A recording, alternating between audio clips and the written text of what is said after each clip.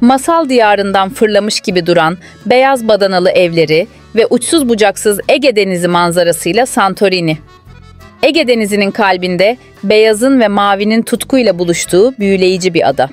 Binlerce yıllık volkanik geçmişin şekillendirdiği bu eşsiz coğrafya, romantik gün batımları, dik yamaçlara sıralanmış bembeyaz evleri ve tarihle iç içe atmosferiyle insanı kendine hayran bırakıyor.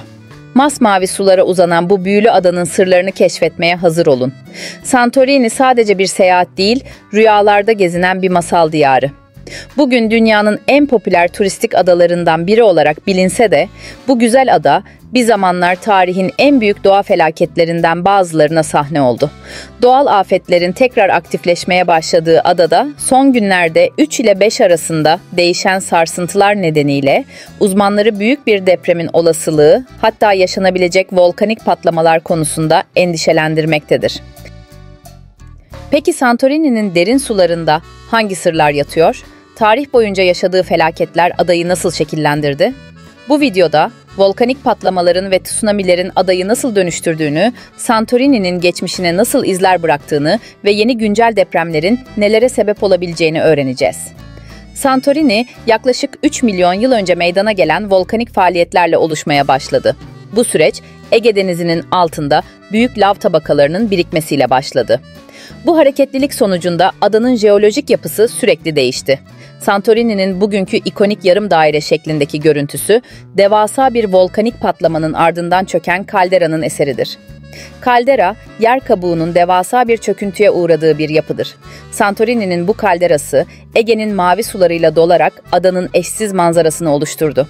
Milattan önce 1600 civarında Santorini, tarihin en büyük volkanik patlamalarından birine sahne oldu. Bu patlama yalnızca adayı değil, Akdeniz'deki tüm uygarlıkları etkiledi.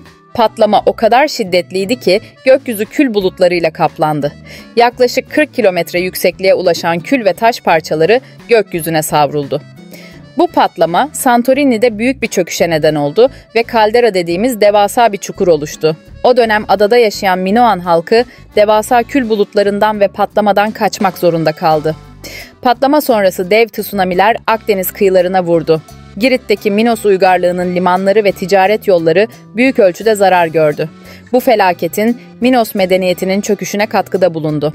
Akrotiri'deki arkeolojik kazılarda bulunan evler ve sokaklar felaketten hemen önce tahliye edildi. Bilim insanları bu tsunamilerin Akdeniz kıyılarında devasa yıkıma yol açtığını ve kıyı bölgelerinin su altında kaldığını tespit etti. Tsunami'nin etkisi sadece fiziksel değil, ekonomik ve kültürel açıdan da büyük oldu.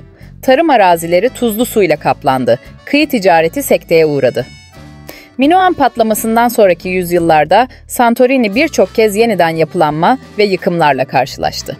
Volkanik hareketlilik devam etti. Büyük patlama Bizans İmparatorluğunu bile etkiledi. Deniz seviyesinde yükselmeler ve adada yıkıcı etkiler görüldü. 1650 yılında Kolumbo volkanı patlaması yaşandı. Santorini'nin yakınındaki Kolumbo yanardağı büyük bir patlamaya neden oldu. Patlamadan sonra bölgede yoğun zehirli gaz salınımları ve deniz sıcaklığında artış gözlemlendi.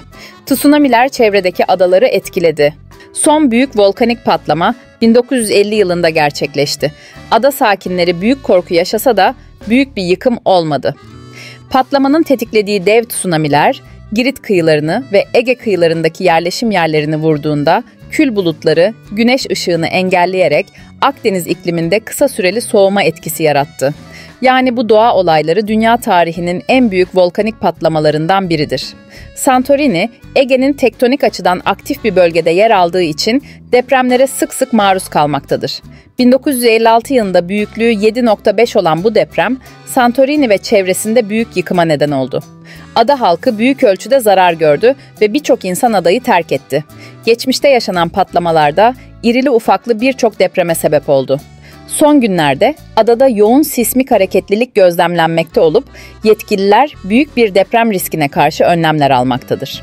Volkanik patlamalar ve depremler nedeniyle de Santorini çevresinde tarih boyunca birçok tsunami meydana gelmiştir.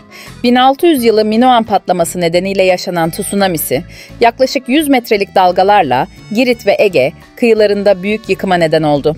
Santorini, geçmişte yaşanan bu büyük doğal afetlere rağmen yeniden inşa edilerek günümüzde dünyanın en popüler turistik destinasyonlarından biri haline gelmiştir. Adanın eşsiz kaldera manzarası ve volkanik oluşumları her yıl milyonlarca turisti çekmektedir. Volkanik toprakları sayesinde ada, ünlü Assyrtiko şarabı gibi kaliteli üzüm üretimine de ev sahipliği yapmaktadır. Santorini, doğanın hem yaratıcı hem de yıkıcı gücünün canlı bir örneğidir. Geçmişte yaşadığı büyük felaketlere rağmen ada, her seferinde yeniden doğmuş ve eşsiz güzelliklerini korumayı başarmıştır. Bu durum, insan ve doğa arasındaki uyumun önemini bir kez daha gözler önüne sermektedir. Son günlerde Santorini adası ve çevresinde yoğun bir sismik hareketlilik gözlemleniyor. Son 48 saat içinde bölgede 200'den fazla deprem kaydedildi. Bu depremlerin bazıları 4,5 ve üzeri büyüklüğündeki depremlere ulaştı. Yetkililer olası bir büyük deprem riskine karşı çeşitli önlemler alıyor. Adada okullar kapatıldı ve kurtarma ekipleriyle sağlık personeli hazır durumda bekletiliyor. Ayrıca vatandaşlara kapalı alanlarda büyük toplantılardan kaçınmaları ve deniz kenarından uzak durmaları tavsiye ediliyor. Uzmanlar bu sismik hareketliliğin Santorini'nin volkanik faaliyetleriyle bağlantılı olmadığını, depremlerin tektonik kökenli olduğunu belirtiyor. Ancak bölgede bulunan önemli fay hatları nedeniyle güçlü bir depremin olasılığı göz ardı edilmiyor. Bu durum Santorini'nin tarih boyunca yaşadığı doğal afetlerin bir hatırlatıcısı niteliğinde. Ada, geçmişte büyük volkanik patlamalar ve depremlerle şekillendi. Günümüzde de sismik aktiviteler Santorini'nin jeolojik yapısının dinamik ve aktif olduğunu gösteriyor. Santorini'deki mevcut sismik hareketlilik, adanın jeolojik yapısının dinamik doğasını bir kez daha gözler önüne seriyor.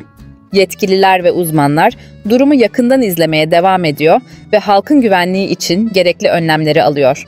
Santorini'ye ek uçuşlar düzenleniyor ve olası tahliye planları gözden geçiriliyor. Santorini'nin altında bulunan aktif volkanik yapı nedeniyle jeolojik durum yakından izleniyor. Volkanik kalderanın zayıf yapısının büyük bir depremle çökmemesine dikkat ediliyor.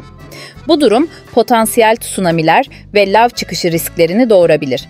Eğer sismik hareketlilik artarsa adadaki üzüm bağları ve turistik bölgeler zarar görebilir. Uzmanlar, Santorini'nin jeolojik yapısının hala dinamik olduğunu ve bu tür sismik hareketliliklerin beklenen durumlar olduğunu belirtiyor. Ancak sismik hareketlerin artması durumunda büyük bir depremin tetiklenebileceği konusunda da uyarılar yapılıyor. Videoyu kapanmadan önce Santorini'de yapılabilecek en keyifli aktivitelerden bahsetmek istiyorum. Dünyanın en güzel gün batımlarından biri için Oya köyünde yerinizi alın. Tekneyle Nea Kameni adasındaki volkanı keşfedin ve sıcak su kaynaklarında yüzün. Eşsiz volkanik plajlarda deniz keyfi yapın. Volkanik patlamayla korunmuş bu antik yerleşim yerinde geçmişe yolculuk yapın. Santorini'nin Fira Arkeoloji Müzesi olan arkeolojik mirasını keşfedin. Yunan lezzetlerini yani deniz ürünleri, domates köftesi ve fava gibi ada lezzetlerini tadın.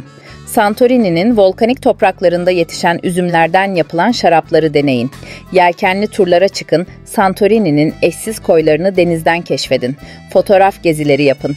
Her köşe başı Instagram'a layık bir manzara sunuyor. Otel terasında akşam yemeğinin keyfini çıkarın. Kaldera manzarasına karşı romantik bir akşam yemeği kaçırılmaz keyifli olacaktır. Santorini her anıyla hem macerayı hem de huzuru vaat eden bir cennet, fakat bahsettiğim gibi şanssızlıklara rağmen hayatta kalmış bir ada burası. Doğayı anlamak ve onunla uyum içinde yaşamak için geçmişin izlerini takip etmek önemli. Santorini bu izleri açıkça sergileyen bir doğa ve tarih harikası. Daha fazla keşif için abone olmayı ve beğenmeyi unutmayın. İzlediğiniz için teşekkür ederiz. Yeni videoda görüşmek üzere, hoşça kalın.